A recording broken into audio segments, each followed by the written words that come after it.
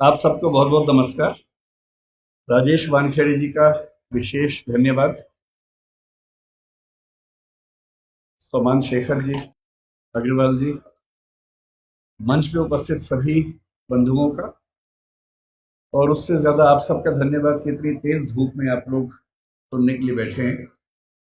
एक तो स्कूल के बच्चों को तो ज़बरदस्ती भी बिठाया जा सकता है, तो हो सकता है वो दबाव भी आपके ऊपर हो। आप दबाव में बैठे हैं या खुश होकर बैठे हैं? खुश होकर बैठे हैं। क्योंकि जब मैं स्कूल में था तो हमें भी ऐसे बिठाते थे स्कूल में कभी कभी, और जब कोई बोलने आता था तो हमारे मन में भाव आता था कि जितना कम बोले उतना अच्छा रहेगा, क्योंकि धूप बहुत चुभती थी, परेशान करती थी। तो वैसे तो मैं बहुत ज़्यादा बोलने का अभ्यस्त हूँ, एक दो घंटे पर आज मैं बहुत कम बोलूँगा ताकि आप लोग उतना धूप में परेशान ना हो और जल्दी उठ सके यहाँ से। करीब 10 दिन पहले हमारे पास दिल्ली में फ़ोन आया कि 7 नवंबर को यहाँ एक विशेष कार्यक्रम होता है। मुझे सबसे अच्छा लगता है वहां जाना जहां किसी महापुरुष का जन्म हुआ हो, मृत्यु हुई हो, उसकी यादें जुड़ी हो। और जब मुझे पता लगा कि डॉक्टर अंबेडकर का जन्म यहाँ हुआ, आज पता लगा उनकी अस्थियां भी यहाँ पर हैं, तो मैं अक्सर भारत में और दुनिया के सभी क्षेत्रों में घूमता हूँ और ऐसे स्थानों पर जाना पसंद करता हूँ जहाँ ऐसी स्मृतियाँ हों।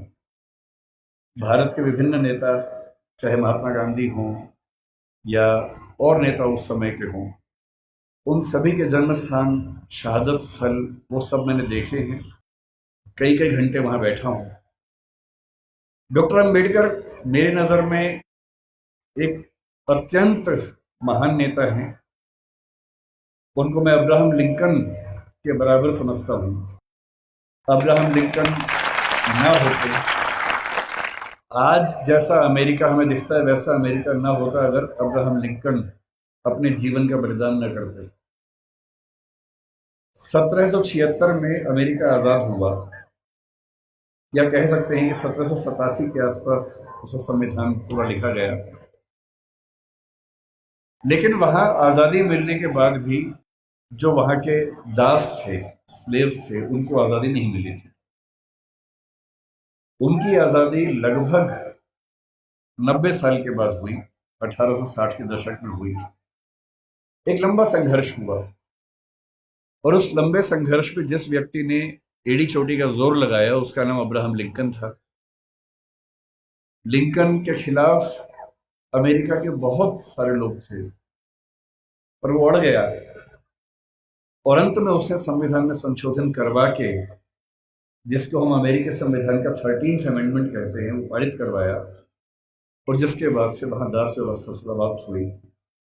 उसकी कीमत यह है कि उसके कुछ ही समय के बाद अब्राहम लिंकन की हत्या हुई, लेकिन वो अपने जीवन की बलि देकर कम से कम अमेरिकी समाज के बहुत बड़े हिस्से को आज़ाद करवा के चले। अम्बेडकर जी कहते थे कि जिंदगी बहुत लंबी होने का मतलब नहीं है, जिंदगी महान होनी चाहिए। और महान जीवन का मतलब ये होता है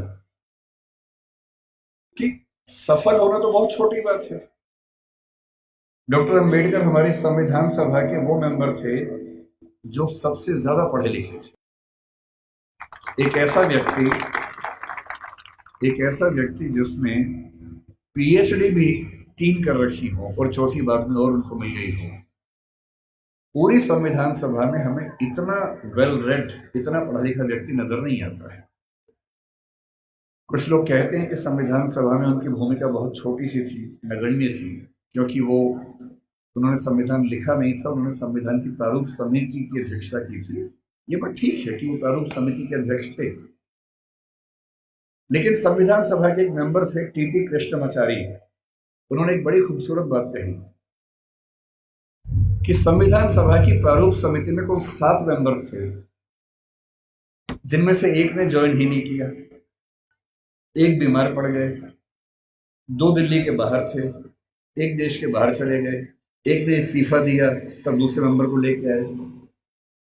और कहने को 7 मेंबर से, लेकिन दरअसल केवल एक व्यक्ति के हाथ में ड्राफ्टिंग की सारी जिम्मेदारी आई और ये कथन पीडी कृष्णमाचार्य ने संविधान सभा के भीतर दिया, और इसलिए हमें इस बात का सम्मान करना चाहिए।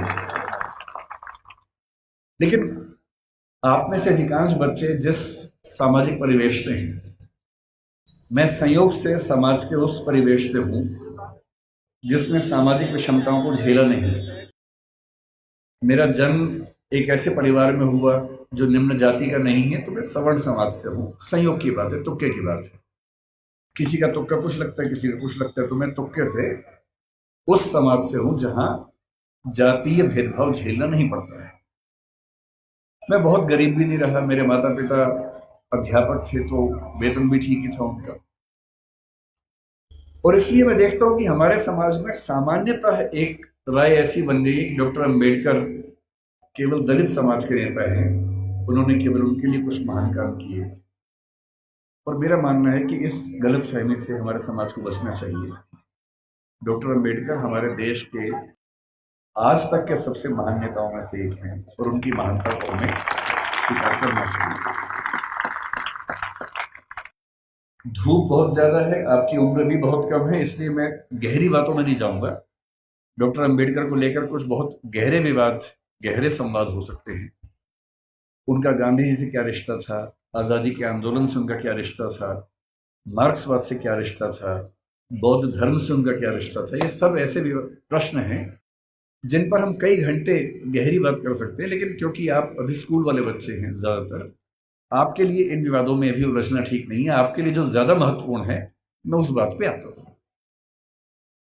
मैंने पिछले 1 साल में जो यात्राएं की, उसमें एक यात्रा कोलंबिया विश्वविद्यालय न्यूयॉर्क की, और वहां जाते ही मैंने अपने दोस्तों से पूछा कि भाई यहाँ डॉक्टर अंबेडकर पढ़ते थे, कोई ऐसा मेमोरियल उनका है क्या? तो वो मुझे एक लाइब्रेरी में, जो बेसमेंट में अच्छी लाइब्रेरी, उनकी काफ़ी अच्छी लाइब्रेरी है, वहाँ लेके गए। और लाइब्रेरी में एक दरवाज़ा जहाँ अंदर रीडिंग रूम है, उसके बाहर एक बहुत सुंदर प्रतिमा उनकी लगी हुई है और साथ में काफ़ी उनके बारे में लिखा हुआ है। और मुझे बहुत अच्छा लगा कि कोलंबिया विश्वविद्यालय आज भी ये मानता है कि डॉक्टर अंबेडकर उनके आज तक के सबसे शानदार विद्यार्थियों में से एक थे। फिर उसी के कुछ दिन बाद मैं लंदन में था, तो लंदन स्कूल ऑफ इकोनॉमिक्स वहाँ से पास ही था, करीब 2-3 किलोमीटर दूर था। संडे का दिन था, तो मैं घूमते घूमते वहाँ चला गया। बंद था वो, तो मैंने वहाँ उनके जो स्टाफ के मेंबर थे उनसे रिक्वेस्ट की कि क्या मैं अंदर केवल घूम सकता हूँ थोड़ा सा? तो बोले हाँ घूम लीजिए। और जब मैं घूमने गया तो मैंने देखा कि बिल्डिंग में अंदर घुसने से पहले ही बाहर उन्होंने एक ही प्रतिमा लगाई है, और वो डॉक्टर अंबेडकर की ही प्रतिमा है। तो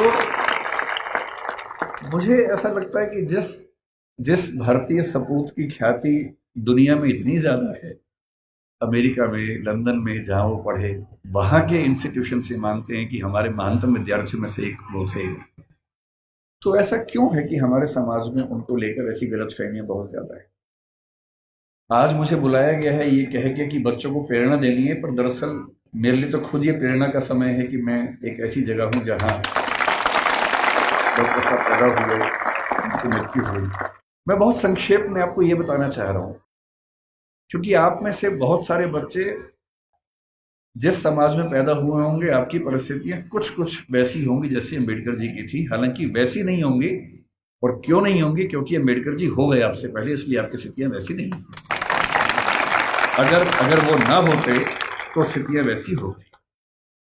तो मैं आपको थोड़ा सा बताना चाह रहा हूं कि आप किस भारत की ऐतिहासिक सामाजिक परंपरा में स्थित हैं और आपकी जिम्मेदारी क्या बनती है।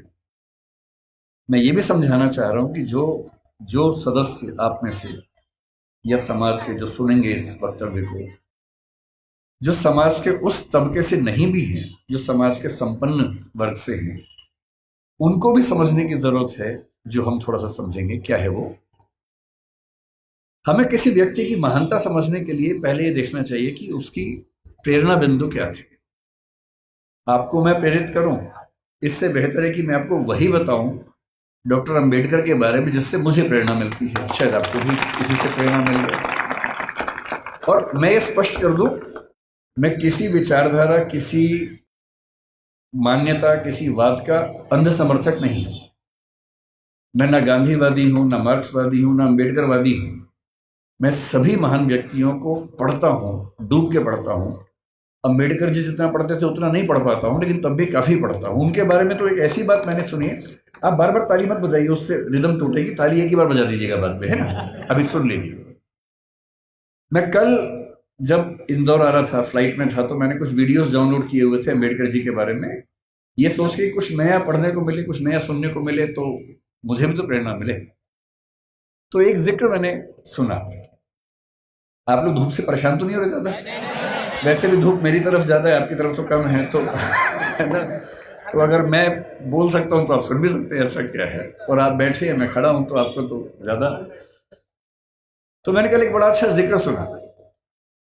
वो जिक्र एक विदेशी लेखक जिन्होंने किताब लिखी इनसाइड एशिया, ये 19 मतलब अम्बेडकर के समकालीन लेखक थे, जिनका नाम था जॉन गुंटर, बड़े प्रसिद्ध लेखक थे। उन्होंने लिखा कि मैं 1938 में एक बार डॉक्टर अम्बेडकर के घर गया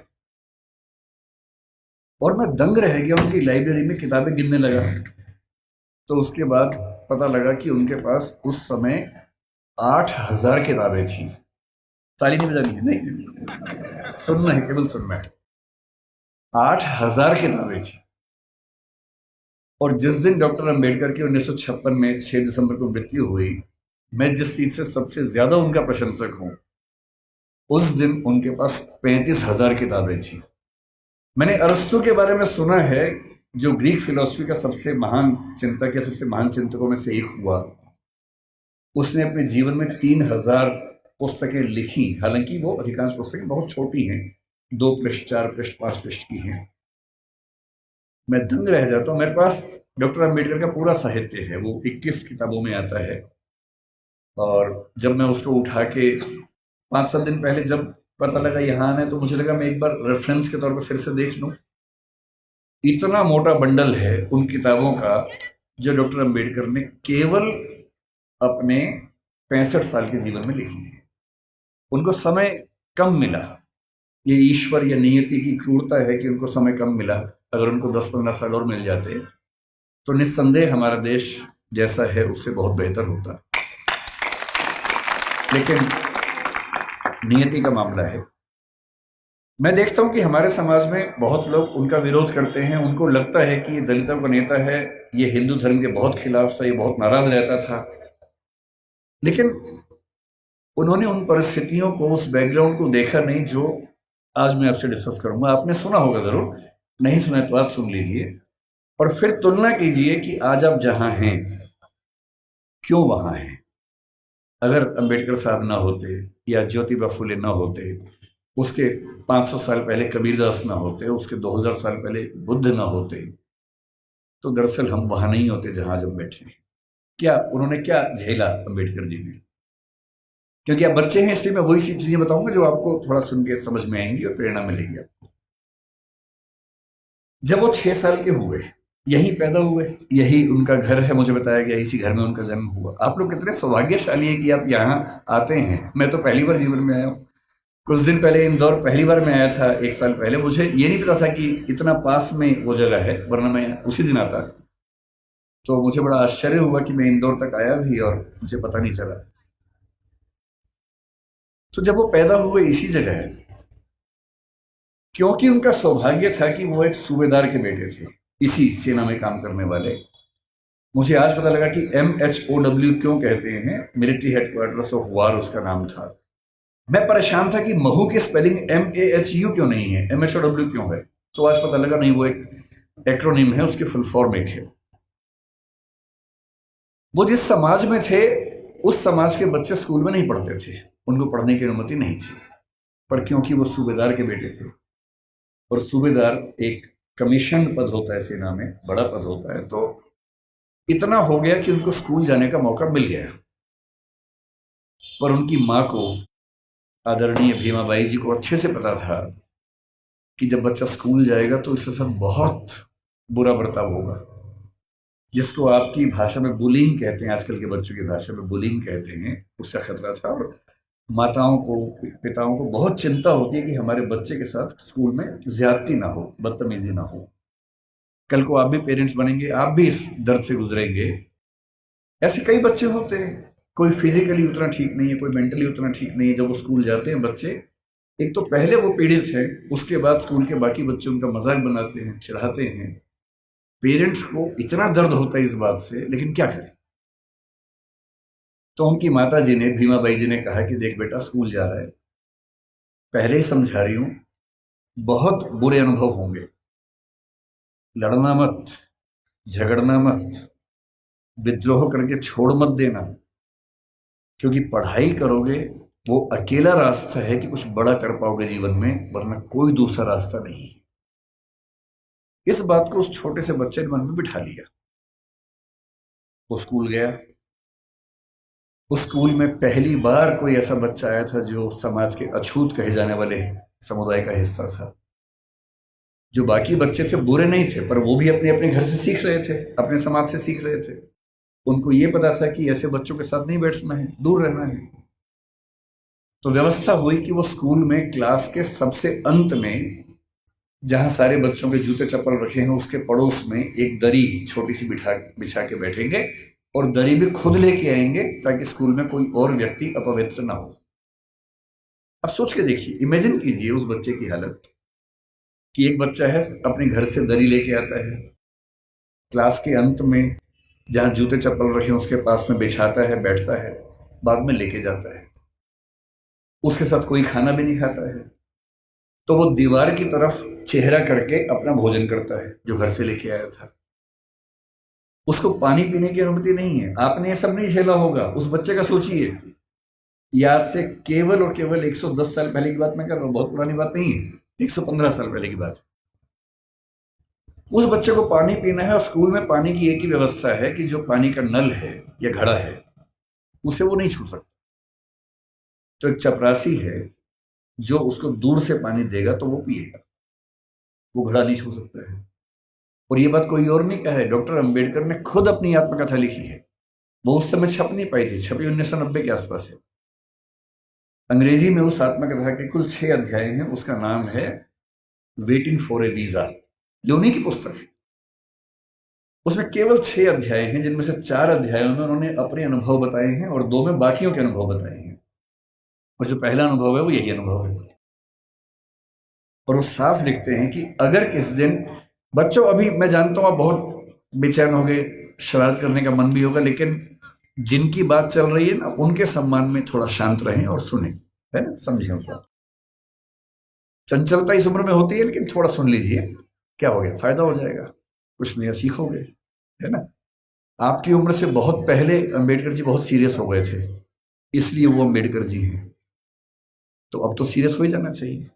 और जिस व्यक्ति की बात चल रही है उसका कितना एहसान है हम पे, आपके समाज में विशेष रूप से, ये भी समझना चाहिए। जिस दिन चपरासी नहीं आएगा उस दिन पानी नहीं पी सकते हैं। उन्होंने एक वाक्य लिखा अपनी आत्मकथा में, नो पियन नो वाटर। उस समय ऐसी बोतलें नहीं होती थी जो भी आपको बढ़ रही थी, जिन बोतलों के लिए आप हाहाकार मचा रहे थे, उस जमाने में नहीं होती थी। उस जमाने में पियन नहीं आता था तो पानी नहीं मिलता था। उनके नंबर बहुत अच्छे है क्लास में, व्यवस्था थी कि जिसके नंबर जितने अच्छे होंगे वो उतना आगे बैठेगा, पर उनको ये ऑप्शन नहीं था कि वो आगे बैठ सके, उन्हें पीछे ही बैठना था। ये सब झेलते झेलते वो पढ़े। जब 10वीं क्लास में आए तो एक अध्यापक उनके थे, कृष्णा जी अर्जुन सेलुस्कर नाम था उनका।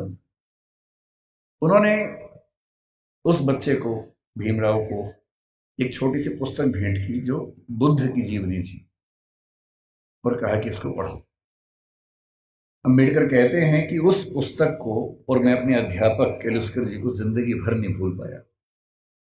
वही केलुस्कर जी बाद में उनको बड़ौदा के महाराज सियाजी राव गायकवाड़ से मिलवाने ले गए, वजीफा दिलवाया, फिर वजीफा बढ़ा, और जब वो एल्फिंस्टन कॉलेज के विद्यार्थी हुए तो उनको कोलंबिया विश्वविद्यालय जाने के लिए स्कॉलरशिप मिली, वहीं से मिली, बड़ौदा से मिली। 4 साल कोलंबिया में रहे और इतनी मेहनत करते थे कोलंबिया विश्वविद्यालय से एमए और पीएचडी करने के साथ साथ लंदन स्कूल ऑफ इकोनॉमिक्स से भी एमए और पीएचडी कर डाली। और उन्होंने कहा कि मैं भी बाकी विद्यार्थियों की तरह कुछ घंटे पढ़ के बाकी मौज मस्ती कर सकता था, पर मैंने रोज 21 घंटे पढ़ना चुना ताकि मैं वो सारी सीमाएं दूर कर सकूं जो मैंने अपने समाज में देखी हैं। 17 में वो भारत वापस आए। अब देखिए स्थिति क्या होती है। जब वो भारत आए तो 4 साल अमेरिका में रहे थे, बीच में लंदन में रहे थे, तो उनको वहां जाति व्यवस्था नहीं थी, वहां कोई छूत नहीं था। वहां भी ब्लैक्स की दिक्कत थी, अश्वेतों की दिक्कत थी, पर क्योंकि वो अश्वेत नहीं थे इसलिए वो दिक्कत उन्होंने नहीं महसूस की। तो उन्होंने 4 साल देखा कि एक समानता का व्यवहार उनके साथ हुआ, तो वो उसके अभ्यस्त हुए। अब भारत आए। बड़ौदा महाराज के साथ जो सहमति थी वो ये कि जब वो पढ़ के आएंगे तो बड़ौदा सरकार में सिविल सेवक बनेंगे, दीवान बनेंगे। अब सोच के देखिए क्या हुआ उनके साथ। वो व्यक्ति बंबई से बड़ौदा आया, और जब बड़ौदा आया तो उसको लगा कोई तो लेने आएगा, क्योंकि वो महाराज के सिविल सर्वेंट थे। स्टेशन पर कोई लेने नहीं आया उनको, क्योंकि उनका समाज पिछड़ा हुआ था। तो कोई बात नहीं, उतरे, सोचा कि अब कहां रहूं। उनको अंदाजा था कि जो हिंदू समाज की धर्मशालाएं हैं, होटल से, वहां उनको अनुमति नहीं मिलेगी, क्योंकि वो अस्पृश्य माने जाते हैं। तो काफी ढूंढने के बाद उनको एक पारसी धर्मशाला मिली। ये सब बातें अंबेडकर जी ने अपनी जीवनी में लिखी है, आत्मकथा में, वहीं से बता रहा हूं आपको, उन्हीं की लेखनी है। क्योंकि पारसी धर्म में तो जाति व्यवस्था नहीं है, तो उनको लगा यहां शायद शांति मिलेगी। वो पारसी धर्मशाला में गए, वहां कमरा के लिया। एक ही कमरा था, बड़ा बहुत बुरी हालत में कमरा था, फर्नीचर से भरा हुआ गोदाम जैसा कमरा, उसी के कोने में रहने की व्यवस्था हुई। तो रहने लगे। कुछ देर के बाद उस धर्मशाला का जो केयर टेकर था वो गुस्से में आया और उसने कहा कि तुम पारसी नहीं हो। उन्होंने कहा नहीं, मैं तो पारसी नहीं हूं। तो बोले बताया क्यों नहीं? बोले आपने पूछा नहीं, मैं क्यों बताऊं। लेकिन उस धर्मशाला में कई महीनों से शायद कोई आया ही नहीं था, हालत खराब थी। तो फिर सहमति बनी कि यार तुम ना रजिस्टर में कोई पारसी नाम लिख दो, मैं मैनेज कर लूंगा। और बोले मुझे कुछ दिन में घर मिल ही जाएगा, मैं फिर वहां शिफ्ट हो जाऊंगा। तो एक पारसी नाम कुछ रख के काम चलाया। लेकिन 11 दिन हुए थे अभी, और 11वें दिन लगभग 10 से 15 पारसी युवक हथियार, लाठी, डंडे हाथ में लेके चिल्लाते हुए उनकी तरफ बढ़े। और तब उन्होंने कहा कि एक अछूत आदमी पारसी धर्मशाला में कैसे आ गया? तुमने हमारी धर्मशाला खराब कर दी। अंबेडकर जी ने कहा कि आपके धर्म में तो जाति व्यवस्था है नहीं। बोले वो सब हमें नहीं पता, भागो यहां से। और खतरा था कि हिंसा हो सकती थी। अंत में तय हुआ कि शाम तक का समय है, छोड़ देना, वरना छोड़ेंगे नहीं। डॉक्टर अंबेडकर अपने ऑफिस गए। ऑफिस में उनकी कुर्सी अलग बनाई गई। उनका चपरासी उनको पानी इस तरह से देता था कि जैसे किसी खराब व्यक्ति को दे रहा हो। फाइलें फेंक के देता था ताकि छू ना ले। आप उस व्यक्ति का मन सोचिए कि जो व्यक्ति इतना पढ़ के आ गया है, अमेरिका से पीएचडी, लंदन से पीएचडी कर चुका है, इकोनॉमिक्स में पहली बार देश में किसी ने इतने गंभीर स्तर पर अध्ययन किया होगा, उसके साथ ये बर्ताव हो रहा है। उन्होंने महाराजा के सचिव से बात की, भाई मुझे रहने को घर कब मिलेगा, छोड़ना है मुझे। कोई जवाब नहीं मिल पाया। शाम तक छोड़ना है। पूरे बड़ौदा में एक भी जगह नहीं है जहां वो रह सके। अंतिम उपाय क्या किया? अपने एक हिंदू दोस्त से बात की कि भाई, जो 2 दोस्त उनके बाहर से पढ़ के आए थे, एक हिंदू एक ईसाई, दोनों से बात की। हिंदू दोस्त से कहा ऐसा कि ऐसे ऐसे छोड़ना पड़ रहा है पारसी धर्मशाला, क्या मैं तुम्हारे घर रह सकता हूं? बहुत प्रगतिशील व्यक्ति था, पर उसने 2 मिनट चुप होकर बोला कि देख यार, मुझे तो दिक्कत नहीं है, पर मेरे यहाँ जो लोग काम करते हैं ना, वो सब काम छोड़ देंगे, क्योंकि तुम अगर रहोगे तो वो फिर सब खत्म हो जाएगा। तो बोले ठीक है, कोई बात नहीं। एक ईसाई दोस्त था, ईसाइयों में तो प्रथा नहीं होती है, उससे पूछा। उसने कहा यार, हूं तो मैं ईसाई, लेकिन कुछ पीढ़ी पहले हम हिंदू थे, तो हमारे परिवार में अभी तक वो संस्कार हैं, और मेरी पत्नी इस बात से भड़क जाएगी कि आपने एक अछूत को अपने घर में कैसे बुला लिया। और तब डॉक्टर अंबेडकर लिखते हैं अपनी आत्मकथा में, जो हिंदू समाज के लिए अछूत है वो पारसी के लिए भी अछूत है, वो ईसाई के लिए भी अछूत है। और यही मुंबई में सिडनेहम कॉलेज में जब वो प्रोफेसर बन के गए, वहां भी ये बर्ताव हुआ कि उनको पानी पीने की व्यवस्था अलग थी। सिडनेहम कॉलेज, जो कि बहुत प्रतिष्ठित कॉलेज है मुंबई का, एक बार घड़ा छू लिया तो घड़े को तोड़ा गया पवित्र करने के लिए, और तब उनको फिर ये लगा कि ये अलग अलग धर्म जो दावा करते हैं कि हम समानता वाले धर्म हैं, उन सबका ऐसा बर्ताव क्यों है। फिर एक घटना लिखते हैं अंबेडकर जी अपनी आत्मकथा में। एक बार वो नासिक से औरंगाबाद जा रहे थे निजी यात्रा पे कुछ दोस्तों के साथ। उन्होंने जानबूझ के सबसे कहा किसी को बताना मत, मैं नहीं चाहता किसी को पता लगे, निजी यात्रा रखेंगे इसको। रास्ते में दौलताबाद का किला पड़ा। दौलताबाद का किला ऐतिहासिक स्थल है, उनकी इच्छा हुई कि देखते हैं उसको। तो 7-8 दोस्त खूब धूल मिट्टी झेलते हुए वहां पहुंचे। किसी को बताया नहीं था। जब पहुंचे तो वहां एक पानी का हौद था जहां पर लोग हाथ मुंह धो लेते हैं। इन सब ने वहां पर हाथ मुंह धो लिया। इतने में वहां कुछ मुस्लिम युवक गुस्से में आए हथियार लेके। उनको किसी ने बता दिया था कि ये लोग अछूत समुदाय से हैं, और लड़ने लगे उनके साथ। अंबेडकर जी ने उनको समझाया, डांटा, कहा भाई तुम तो मुसलमान हो और तुम्हारा धर्म तो कहते कि हम सब बराबर हैं। वो बोले वो सब बेकार की बात है, तुमने हमारा ये अपवित्र कर दिया है। और हालत ये आ गई कि अंबेडकर जी को लगा कि अब हिंसा भी हो सकती है और ऐसा ना हो कि कुछ बड़ा नुकसान हो जाए। किसी तरह से वहां से जान बचा के, हालांकि बाद में उनको देखने की परमिशन मिली, किला देखा, वापस आए। और उस दिन उन्होंने लिखा भी डायरी में, जो हिंदू पारसी ईसाई के लिए अछूत है वो मुसलमान के लिए भी अछूत है। आप अनुभव सोचिए उस व्यक्ति के जिसको समाज के सब समुदाय गाली दे रहे हैं, इतना पढ़ने के बाद। जो बड़ौदा के राजा का सैन्य सचिव रह चुका है, जो व्यक्ति सिडनेहम कॉलेज में असिस्टेंट प्रोफेसर रह चुका है, और वो लगातार कोशिश कर रहे हैं कि इस समाज के भीतर हमें एक्सेप्टेंस मिल जाए, हमारे समाज को एक्सेप्टेंस मिल जाए। उनके मन में आता नहीं होगा कि अगर वो वापस चले जाते इंग्लैंड, 1 साल के लिए फिर से गए भी थे, अगर वो चाहते तो अमेरिका में, इंग्लैंड में, दुनिया भर के सबसे अच्छे इंस्टीट्यूट्स में, यूनिवर्सिटीज में प्रोफेसर बन के शानदार जिंदगी गुजार सकते थे। क्या कमी थी उनके जीवन में? पर उनको एक बात हमेशा लगती थी कि अगर मेरे समुदाय में संयोग से मैं पढ़ लिख गया हूं, उनके परिवार के 14 बच्चों में वो 14वें बच्चे थे, और उनके खानदान का, उनकी जाति का, समुदाय का पहला बच्चा था जिसने 4th क्लास पास की थी। उनको एक ही बात लगती थी कि मैं अपनी जिंदगी तो शानदार बना के गुजार सकता हूं, बड़ी बात नहीं है। पर नियति ने, इतिहास ने मुझे एक ऐसा मौका दिया है कि यदि मैं अपने निजी सुख दुख भूल जाऊं और रात दिन 24 घंटे अपने समाज के विकास में ताकत लगा दूं, तो हो सकता है कि मेरी वजह से हजारों, लाखों, करोड़ों उन व्यक्तियों को बेहतर जिंदगी मिले जिनकी जिंदगी मानवीय जिंदगी तो नहीं है, कई मामलों में पशुओं से भी बदतर जिंदगी है। और इसीलिए मैं कहता हूं कि जो बोधिसत्व शब्द है वो दरअसल वैसे ही व्यक्तियों के लिए बना हुआ है। बोधिसत्व क्या होता है? महात्मा बुद्ध के बारे में कहते हैं कि जब उनको मोक्ष मिल गया, बुद्ध मानते थे कि जीते जी भी मोक्ष मिल सकता है। कहते हैं कि उनको मोक्ष मिल गया, और जब उनको मोक्ष मिल गया तो वो मुक्ति में जाके आनंद में रह सकते थे। पर उन्होंने कहा कि नहीं, इस समाज में, इस दुनिया में इतने लोग दुखी हैं, इतने लोग परेशान हैं।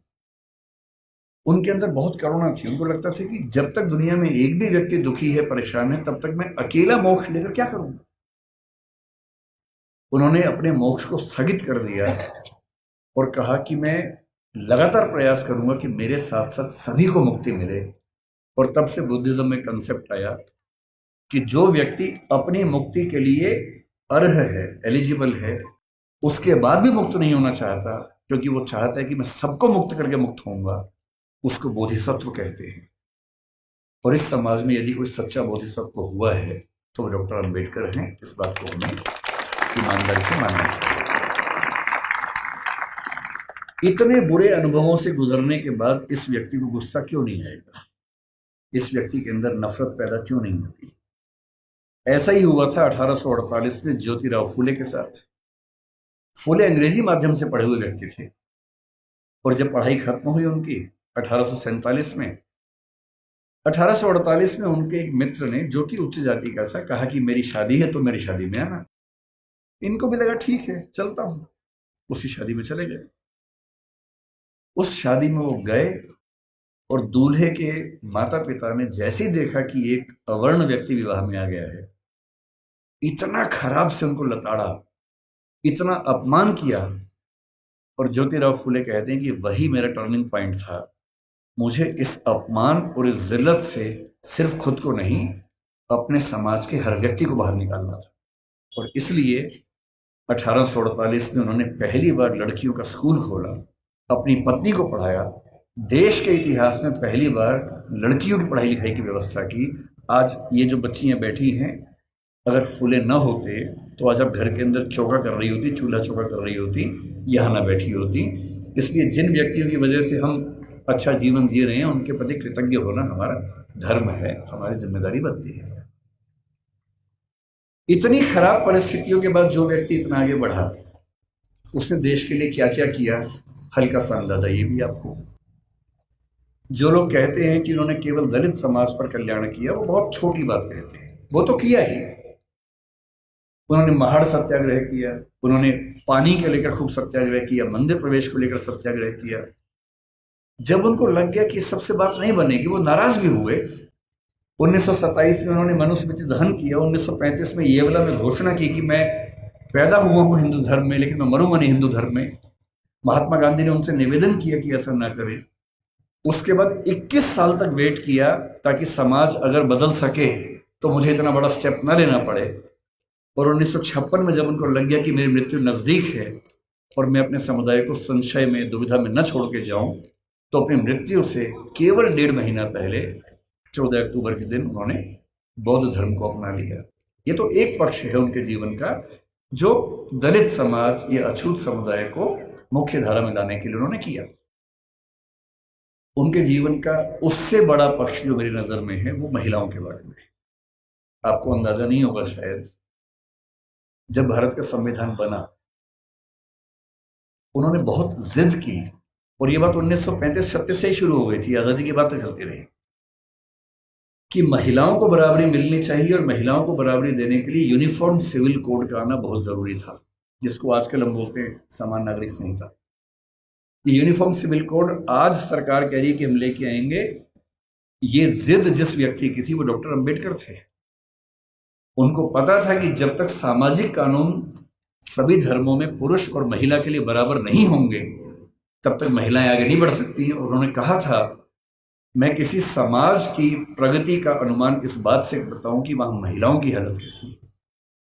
अगर महिलाएं पढ़ी लिखी नहीं है, वो घर के अंदर बंद है, तो समाज कैसे प्रगति करेगा? वो नेहरू जी से लड़ गए। जिस सरकार में वो कानून मंत्री थे, 1946 से 51 के बीच का जो दौर था, उन्होंने नेहरू जी से, जो प्रधानमंत्री थे, खूब झगड़ा किया कि यूनिफॉर्म सिविल कोड आप लेके आइए। उस समय नेहरू जी का मानना यह था कि 1951 के पहले आम चुनाव होने के बाद, जनता से विश्वास लेने के बाद मैं लेके आऊंगा। और अंबेडकर साहब ने नाराज होकर इस मुद्दे पर देश के कानून मंत्री के पद से इस्तीफा दिया और एक भाषण दिया जिसमें कहा कि नेहरू जी ने अपने वायदे को निभाया नहीं है और महिलाओं की बराबरी के लिए जो प्रयास करना चाहिए वो प्रयास कर नहीं रहे।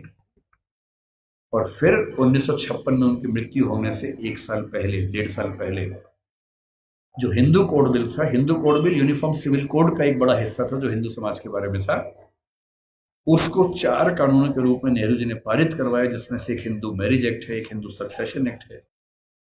और यदि आज हिंदू समाज की महिलाओं को वो सारे अधिकार मिल पाए हैं जो हिंदू पुरुषों को मिलते हैं, तो उसके पीछे जिम्मेदार सबसे बड़ा यदि कोई व्यक्ति है तो वो डॉक्टर अंबेडकर है। इसलिए भारत की महिलाओं को, आप जिस भी धर्म को मानते हो, मुस्लिम समाज पर यूनिफॉर्म सिविल कोड उस समय लागू नहीं करवा पाए वो, अब शायद वो भी होगा। और किसी भी समाज हो, हिंदू समाज हो, मुस्लिम समाज हो, कोई भी समाज, यदि उस समाज की महिलाओं के साथ बराबरी नहीं है तो राज्य की जिम्मेदारी बनती है कि वो कानून बनाकर बराबरी लाए। और ये विचार मुख्य रूप से अंबेडकर जी का ही था, जिसकी वजह से आज हम यहां खड़े हैं। तीसरी बात, लोग कहते हैं कि आजादी के संघर्ष में उन्होंने इतना साथ नहीं दिया। ठीक बात है, उनकी अपनी प्राथमिकताएं थी। 1942 से 46 तक जब स्वाधीनता संग्राम एकदम चरम स्तर पर था, वो वायसराय की काउंसिल में श्रम मंत्री थे या श्रम विभाग के प्रमुख थे। आज हम कहते हैं कि भारत में जो श्रम सुधार हैं, श्रम सुधार का मतलब किसी भी व्यक्ति को नौकरी पे रखेंगे तो कम से कम इतना वेतन देना ही होगा। न्यूनतम वेतन बोलते हैं, मिनिमम वेजेस बोलते हैं। प्रोविडेंट फंड बोलते हैं कि जब कोई व्यक्ति रिटायर हो तो उसको कितना पैसा मिलता है एक साथ। यदि कोई व्यक्ति 8 घंटे से ज्यादा काम करता है उसको अतिरिक्त वेतन मिलना चाहिए, ओवर टाइम की पेमेंट मिलनी चाहिए। ये सारे श्रम सुधार जिस व्यक्ति ने किए हैं भारत में, वो डॉक्टर अंबेडकर हैं। इसलिए वो जिम्मेदारी केवल दलित समाज की नहीं है, देश की सारी महिलाओं की भी है, देश के सारे मजदूरों और नौकरी करने वालों की भी है। इन सब के प्रति, सब ठीक है ना, इन सब के प्रति डॉक्टर अंबेडकर की भूमिका ऐसी है कि हम उसको भूल नहीं सकते। अंतिम बात, आपकी स्थिति को देखते हुए जल्दी खत्म करते, उनसे हमें क्या सीखना चाहिए, क्या सीखें उनसे? उनसे हमें मुख्य रूप से 3-4 बातें सीखनी है। उन्होंने कहा कि मैंने जो कुछ सीखा है 3 व्यक्तियों से सीखा है। बुद्ध से सीखा, कबीर से सीखा और ज्योतिराव फुले से सीखा। सच बात है कि उन्होंने अपनी मां भीमा बाई से भी बहुत कुछ सीखा, क्योंकि मां ने ही सिखाया था कि भूल के भी झगड़ा मत करना, पढ़ना। और उनकी जिंदगी में एक टर्निंग पॉइंट ये भी था कि जब उनकी मां की मृत्यु हो रही थी तो कोई वैद्य उनके घर तक नहीं आए, क्योंकि वो अछूत महिला थी, तो वैद्य उनके घर में कैसे आ सकता था। और तब उनको लगा कि मेरी मां जिस रोग से मरी वो तो चलो एक दैहिक रोग था, पर ये समाज जिस मानसिक रोग से ग्रस्त है उसका इलाज जरूरी है। और जीवन भर उन्होंने वो किया। अंबेडकर जी से आपको और हमें क्या सीखना चाहिए? मैं तो अपने हिस्से का सीखता हूं, आपको भी क्या सीखना चाहिए? देखिए, जो समाज का वंचित समुदाय है, जिसमें हम में से अधिकांश लोग आते हैं, आपको समानता की स्थिति में आना है। अंबेडकर जी एक बड़ा सुंदर संविधान देश का लिख के गए हैं। उस संविधान में एक हिस्सा मूल अधिकारों का है। बहुत इंटरेस्टिंग बात है कि हमारे संविधान के मूल अधिकारों में सबसे पहला अधिकार समानता का है, न कि स्वतंत्रता का है, क्योंकि समानता जरूरी है। और अनुच्छेद 14 है, 15 है, 16 है, 17 है, 18 है, ये 5 अनुच्छेद पूरी तरह से समानता को स्थापित करने का प्रयास करते हैं। और आर्टिकल 17 में साफ साफ लिखते हैं, अस्पृश्यता का अंत किया जाता है और किसी भी रूप में इसका आचरण निषिद्ध होगा और दंडनीय होगा। अपने मरने से 1 साल पहले दबाव डाल के 1955 में उन्होंने अस्पृश्यता अपराध अधिनियम भी पारित करवा लिया, जिसके तहत अनटचेबिलिटी या अस्पृश्यता को या छुआछूत को अपराध घोषित किया गया है। उनसे हमें क्या सीखना चाहिए? आपको क्या सीखना चाहिए? पहली बात, उन्होंने एक बड़ी गहरी बात कही थी कि शिक्षा शेरनी का दूध होता है और जो इसको जितना पीता है उतना ही दहाड़ता है। बिना शिक्षित हुए कुछ नहीं मिल सकता। और यहां तक कहा कि तुम्हारे पैर में जूते हो ना हो, हाथ में किताब होनी चाहिए।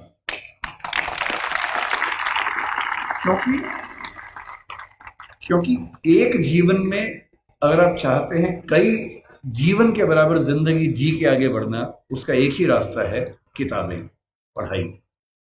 इसके उदाहरण खुद डॉक्टर अंबेडकर हैं। आपके समाज के पास ना उतना पैसा है, ना उतनी जमीन है, ना उतनी संपत्ति है, ना उतना रसूख है, ना उतनी पॉलिटिकल ताकत है। जिन समुदायों, जिन परिवारों के पास ये सब नहीं होता, उनके पास आगे बढ़ना एक ही रास्ता बचता है, वो है शिक्षा, तालीम। और सोशल मीडिया ने एक अच्छा काम ये किया है कि अच्छी अच्छी पढ़ाई, अच्छे अच्छे अध्यापक अब आपके मोबाइल फोन की मदद से आप सबके घर के अंदर पहुंच चुके हैं। अब तो हमारे पास ये भी कहने को नहीं है कि अच्छे टीचर्स नहीं मिलते हैं। जो टीचर दिल्ली को मिलते हैं, जो जेएनयू को मिलते हैं, जो मुंबई को मिलते हैं, देश के अच्छे अच्छे संस्थान को मिलते हैं, हार्वर्ड को मिलते हैं, वो सारे के सारे ऑनलाइन, और उनमें से बहुत सारी क्लासेस उनके निःशुल्क यूट्यूब पे, सोशल मीडिया पे उपलब्ध है। अगर आपके अंदर पढ़ने की जिद हो तो आज पढ़ना पहले की तुलना में बहुत आसान हो चुका है। असली बात है कि आपके अंदर वो जिद है या नहीं।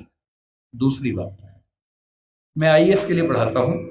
दृष्टि नाम की संस्था हमारी है और हमारे बहुत सारे बच्चे आईएएस बनते हैं, जिनमें से बहुत अच्छा अनुपात उन बच्चों का है जो SC ST कैटेगरी से, OBC कैटेगरी से होते हैं। मैंने एक चीज देखी है, आपसे विशेष रूप से निवेदन कर रहा हूं। बहुत सारे ऐसे बच्चे होते हैं जो समाज के पिछड़े समुदाय से आते हैं और उनको इस बात की बड़ी शर्मिंदगी होती है कि मैं पिछड़े समुदाय से हूं। उनको आरक्षण मिलता है, वो आईएएस बनते हैं, आईपीएस बनते हैं, और आईएएस आईपीएस बनने के बाद कोशिश करते हैं कि उनकी वो पहचान खत्म हो जाए कि वो पिछड़े समुदाय से हैं, और वो किसी उच्च समुदाय के व्यक्ति से शादी ब्याह करके अपने आप को वहां एक्सेप्ट करवा ले किसी तरह से। ऐसी उधेड़-बुन में लग जाते हैं। मैं आपसे एक बात का निवेदन करना चाह रहा हूं, जिस समाज से आप हैं उस समाज को लेकर शर्मिंदा कभी नहीं होना है, एकदम नहीं होना। आप सिविल सेवक बनेंगे, नेता बनेंगे, पुलिस वाले बनेंगे, जज बनेंगे, जो भी बनेंगे, आपकी मुख्य जिम्मेदारी संविधान के प्रति है, अपने दायित्वों के प्रति है, एकदम ठीक बात है, उसमें कोई कोताही करने भी नहीं चाहिए। पर ध्यान रखना है, आरक्षण के पीछे का मूल तर्क क्या है। आप सोच के देखिए कि इस देश में कुल नौकरियां अगर मैं मान लूं केंद्र में तो 1 लाख के आसपास, जिनमें SC समाज की 15,000 के आसपास होंगी। SC समाज की कुल आबादी अगर हम देखें, इस समय 16% से ऊपर आबादी है। अगर 150 करोड़ दिमाग में रखने या 140 करोड़ रखे तो 23 करोड़ के आसपास आबादी दलित समाज की या SC समाज की भारत में। 23 करोड़ में से अगर 15,000 लोग नौकरी पा लेंगे, क्या इससे दलित समाज की आर्थिक स्थिति बेहतर हो जाएगी? नहीं होगी, वो तो 15,000 की होगी। तो आरक्षण क्यों दिया जाता है? आरक्षण का उद्देश्य ये नहीं है कि लोग अमीर हो जाए, वो तो 15,000 होंगे। आरक्षण का उद्देश्य ये है कि जब पूरे एक गांव में एक दलित बच्चा या ST बच्चा या OBC बच्चा आईएएस बनता है या जज बनता है, उस गांव के हर व्यक्ति को कॉन्फिडेंस आ जाता है कि दिक्कत आएगी तो मेरा छोटा भाई मेरे साथ खड़ा हुआ है, और आपको वो छोटा भाई छोटी बहन बनना है। जिस दिन आप सफल हो जीवन में, आपके समाज ने बहुत आहुति दी है आपकी सफलता में, और आप जिंदगी भर भी उनकी मदद करेंगे तो अपना उधार चुका नहीं पाएंगे। कोई ऐसा काम नहीं करना जो गैर कानूनी हो, जो असंवैधानिक हो, ऐसा नहीं करना है।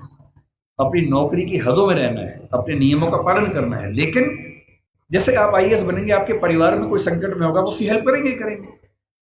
ठीक वैसे आपके समाज में कोई संकट में है, पुलिस यदि उसके साथ बदतमीजी कर रही है, गैर कानूनी कृत्य कर रही है, तो उस पुलिस को आप फोन करेंगे तो उसके साथ कुछ गलत नहीं होगा, ये आप पक्का कर सकते हैं। अंबेडकर साहब से सीखना चाहिए कि मैं जिस पृष्ठभूमि से हूं उस पर शर्माना नहीं है। अगर वो पीछे की स्थिति है तो उससे लड़ना है, और अपने साथ साथ अपने पूरे समाज को मुख्य धारा में लाने के लिए टेढ़ी चोटी का जोर लगाना है, ये सीखना है। तो पहली बात सीखनी है पढ़ाई, दूसरी बात सीखनी है अपने समाज का साथ देना। पीछे कोई भी हट सकता है। जाति को लेकर कबीरदास ने बड़ी गहरी बात कही थी कि व्यक्ति की पहचान उसकी योग्यता से होनी चाहिए, मेहनत से होनी चाहिए। जाति में क्या रखा हुआ है?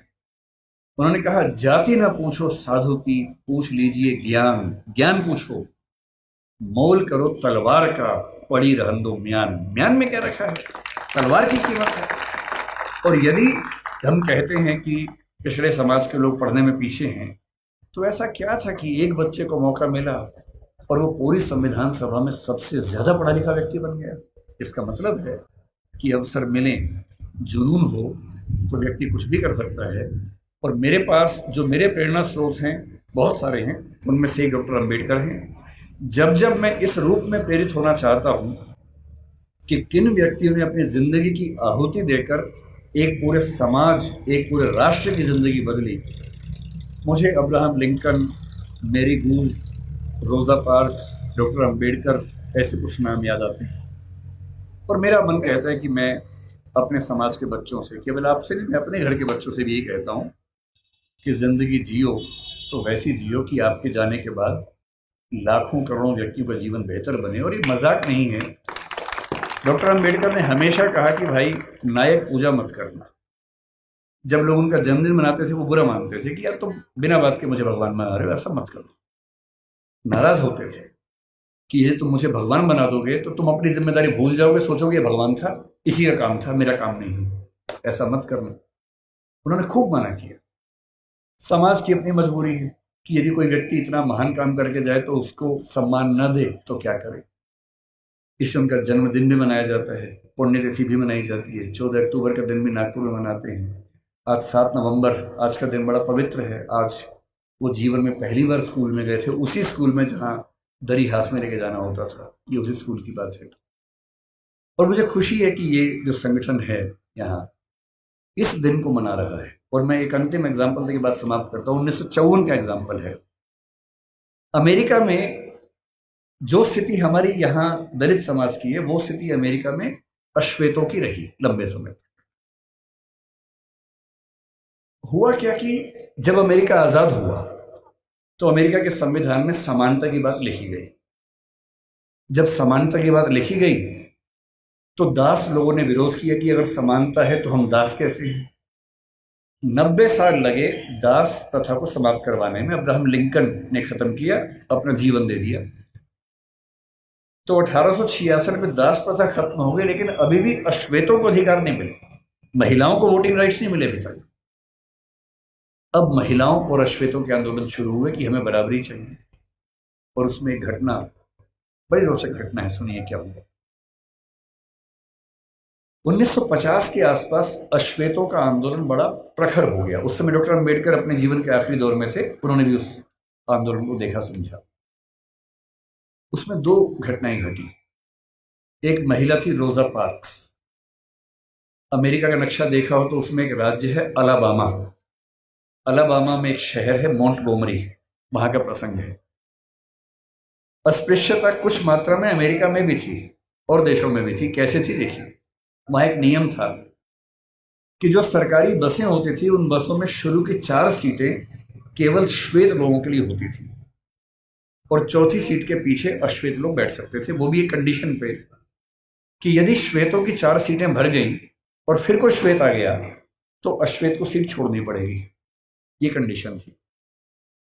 तो लोग करते थे, बैठते थे, 4 सीट छोड़ते थे। कोई श्वेत आ गया, उठते थे, छोड़नी पड़ती थी। उनको खराब लगता था। ये वही पानी है जो उनको नहीं मिलता था, है ना। इसके लड़ना नहीं है, प्यार से लेना है, झगड़ा नहीं करना है। एक दिन उनके जैसा जी के देखो कि पानी नहीं मिला, एक दिन जी के देखो ताकि समझ में आए कि उनका जीवन कैसा था।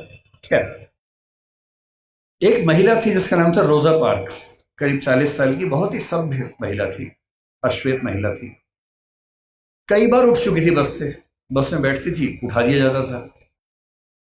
एक दिन उसको बहुत गुस्सा आ गया। तो बस में बैठी थी 5वीं सीट पे, पहली 4 पे श्वेत लोग बैठे, कुछ लोग और आ गए। ड्राइवर जिसका नाम विलियम ब्लेक था वो उठा और उसने कहा कि आप उठिए। 3-4 लोग थे अश्वेत, सब उठ गए। उसका उठने का मन नहीं हुआ। ड्राइवर ने फिर कहा कि उठना होगा। उसने कहा ऐसा है कि मैं तो नहीं उठूंगी, जो करना कर लो। बस आगे नहीं बढ़ी। पुलिस आई। उस महिला का नाम रोजा पार्क्स था, कभी सर्च कीजिएगा नेट पे पता लगेगा। उसे गिरफ्तार किया गया, जेल में डाला गया।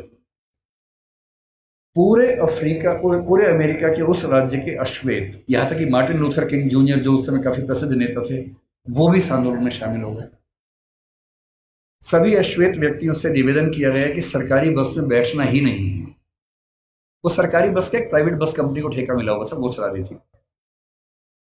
अश्वेत समुदाय ने बड़ी गजब की एकता दिखाई।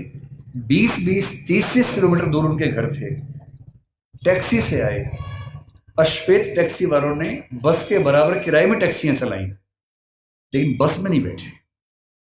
1 दिन, 2 दिन, 3 दिन, होते होते 381 दिन आंदोलन चला। 381 दिन, 1 साल से ज्यादा कोई बस में नहीं बैठा। और अंत में अमेरिका के सुप्रीम कोर्ट को इस कानून को खारिज करना पड़ा जिसमें अश्वेत बैठ नहीं सकते थे, और वहां उस आंदोलन की समाप्ति हुई। डॉक्टर अंबेडकर हमारे समाज के रोजा पार्क्स बने, अब्राहम लिंकन बने। और अगर आपको लगता हो कि आपका जीवन खराब है, एक और घटना से अंतिम बात करके समझ लें। अमेरिका में जब समानता आई तो स्कूल शुरू हुए, अश्वेत बच्चे बोले हम भी स्कूल जाएंगे। कुछ कुछ अंबेडकर जी की याद आपको आएगी इस घटना से। अब अश्वेत बच्चे स्कूल जाएंगे, ये तो वहां के संविधान में लिखा हुआ था। तो वहां की सरकारों ने क्या रास्ता निकाला, कुछ स्कूल श्वेतों के लिए, कुछ अश्वेतों के लिए बना दिए। मामला सुप्रीम कोर्ट में गया कि भाई ये क्या समानता है, हम भी उसी स्कूल में पढ़ेंगे। तो सुप्रीम कोर्ट ने फैसला दिया कि नहीं, समानता का मतलब सिर्फ इतना है कि आपको स्कूल मिलेगा, अच्छी गुणवत्ता का मिलेगा, लेकिन अगर अलग अलग स्कूल है तो इसमें कोई दिक्कत नहीं है। तो ये व्यवस्था ठीक है कि अश्वेतों का स्कूल अलग, श्वेतों का स्कूल अलग। अब ये बड़ी दिक्कत थी अश्वेतों को। आंदोलन चलता रहा, चलता रहा, चलता रहा। 1954 में जब आंदोलन चल रहा था ये वाला, सुप्रीम कोर्ट अमेरिका का, उसको भी लगा कि अब समय बदल रहा है, और अमेरिकी सुप्रीम कोर्ट ने एक नया फैसला दिया, ब्राउन का मामला कहते हैं, और उसमें उसने घोषणा की कि समानता का जो 14th अमेंडमेंट की समानता उनके यहाँ है, उसके तहत समानता का सही मतलब ये है कि जिस स्कूल में श्वेत बच्चे पढ़ेंगे उसी स्कूल में, उसी क्लास में अश्वेत बच्चे भी पढ़ेंगे। ये 1954 में हुआ। अंबेडकर साहब 56 में गए, उनके सामने की बात है, 2 साल आखिरी थे उनके पास।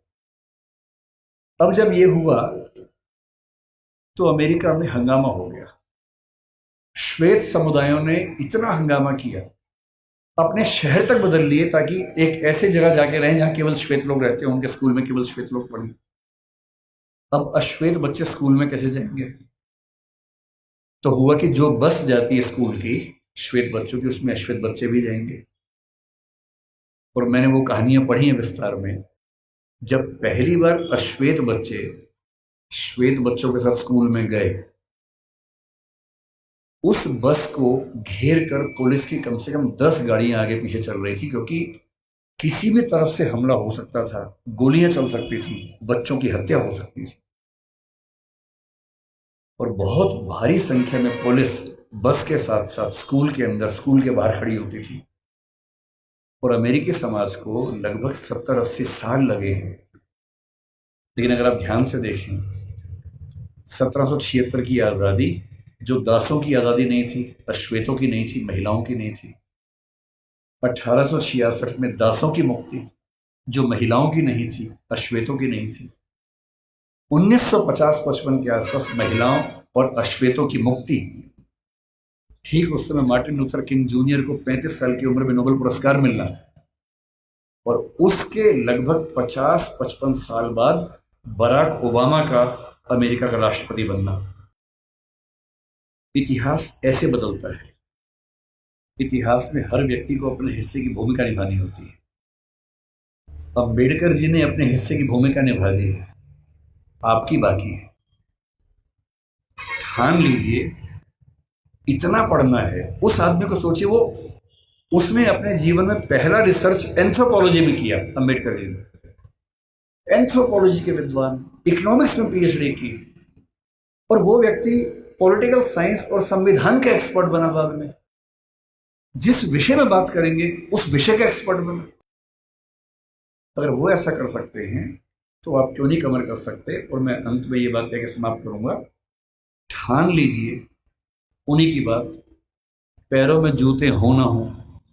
तुम लोग ध्यान से समझो, पानी की बोतल मिले ना मिले, हाथ में किताब होनी चाहिए। और किताब सूरज से, धूप बचाने के लिए नहीं होती है। आप बचा लो, कोई बात नहीं, टेंशन मत। किताब इसलिए नहीं चाहिए कि धूप से बचना है, किताब इसलिए चाहिए कि धूप जैसा तेज अपने अंदर पैदा हो। और एक बहुत प्रसिद्ध विचारक हुए सफदर हाशमी, उन्होंने मजदूर समाज के लिए एक बात कही थी जो मैं आपको कह रहा हूं। उन्होंने एक गीत लिखा कि शिक्षा से ही बदलाव हो पाएगा। वो कहते हैं, पढ़ना लिखना सीखो ओ मेहनत करने वालों, पढ़ना लिखना सीखो ओ मेहनत करने वालों, पढ़ना लिखना सीखो ओ भूख से मरने वालों, क ख ग घ को पहचानो, अलिफ को पढ़ना सीखो, अ आ ई को हथियार बनाकर लड़ना सीखो। जो लड़ाई आप लड़ रहे हैं उस लड़ाई में ना बंदूक चाहिए, ना तोप चाहिए, ना लाठी चाहिए, ना भाला चाहिए, डंडा नहीं चाहिए, किताब चाहिए, अक्षर चाहिए। और पढ़ना क्या है? हर चीज पढ़नी है। संविधान को घोट लेना है ताकि आपको पता रहे क्या अधिकार है। कानून को ठीक से पढ़ना है, सीआरपीसी आईपीसी को ठीक से पढ़ना है ताकि कोई आपके खिलाफ ज्यादती न कर सके। हर नागरिक को पता होना चाहिए कि मेरे क्या अधिकार हैं और मैं राज्य से क्या उम्मीद कर सकता हूं। साहित्य भी पढ़ना है और वो साहित्य देखना है जो साहित्य आम आदमी के पक्ष में है, वो साहित्य नहीं जो भव्य इमारतों के बारे में है। अदम गोंडवी जैसे साहित्यकार को पढ़ना है, कबीरदास को पढ़ना है जो समाज के आम व्यक्ति की जिंदगी को ठीक से समझता है, समझाता है। अदम गोंडवी ने आपके समाज के एक छोटे हिस्से के बारे में इतनी गहरी कविता लिखी, आइए महसूस करिए जिंदगी के ताप को, मैं चमारों की गली में ले चलूंगा आपको। ऐसा साहित्य पढ़ना है जो साहित्य समाज के उन वर्गों के बारे में है जिन्होंने जिंदगी की तलखी को, बुराइयों को, संघर्षों को सबसे ज्यादा सहन किया है, उनको पढ़ना है। तकनीक को पढ़ना है। डॉक्टर साहब ने कहा था कि जो समाज विज्ञान नहीं पढ़ता, ज्योतिबा जी ने भी कहा था, जो समाज विज्ञान नहीं पढ़ता वो कभी आगे बढ़ ही नहीं सकता। विज्ञान पढ़िए, तकनीक पढ़िए, आर्टिफिशियल इंटेलिजेंस पढ़िए, जो भी नई चीजें हैं जिनसे भविष्य में विकास होगा उन सब में पढ़ाई करनी है। और जितना पढ़ने के बाद आगे बढ़ेंगे, बस ध्यान रखना है आगे सिर्फ आप नहीं बढ़े हैं, आपका समाज आपके साथ आगे बढ़े, ये आपकी नैतिक जिम्मेदारी है। ये कह के बात समाप्त करूंगा। बहुत बहुत धन्यवाद।